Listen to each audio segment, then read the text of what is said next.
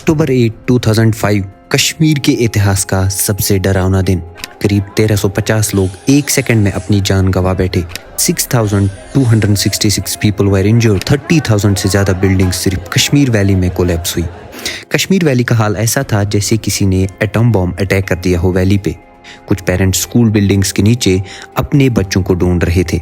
पूरे northern area का हाल ऐसा था कि ऑफिशियल रिपोर्ट्स के हिसाब से जे.एंड.के और पीओके में करीब 79,000 लोगों ने अपनी जान गंवाई सिर्फ कुछ घंटों में।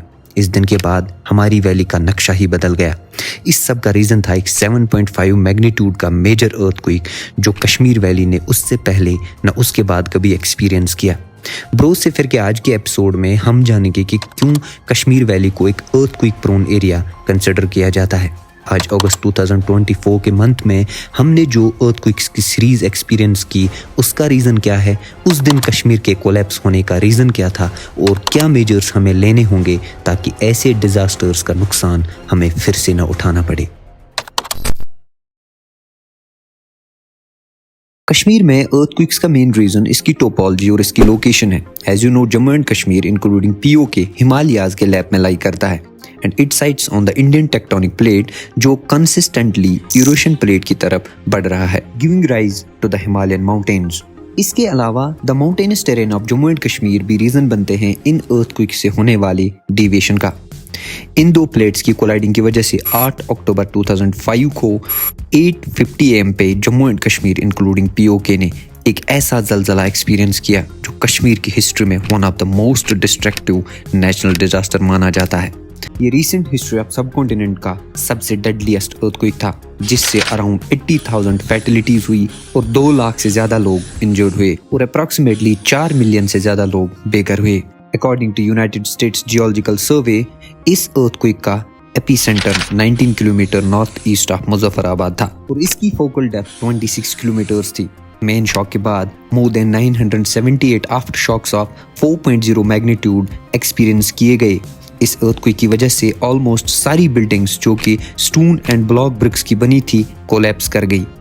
एपिसेंटर की 25 किलोमीटर्स विसिनिटी में नियरली 25% बिल्डिंग्स कोलैप्स कर गई and about 50% buildings severely damage हो गई।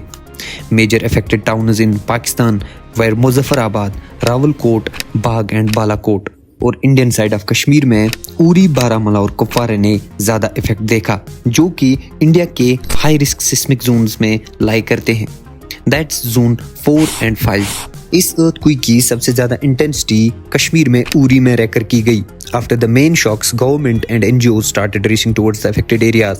आर्मी मैन जो इन एरियाज में प्रेजेंट थे they were first to respond. Helicopters को यूज किया गया for carrying relief supplies and bring injured to the hospital at Srinagar and Uri में एक फील्ड हॉस्पिटल भी सेटअप किया गया था।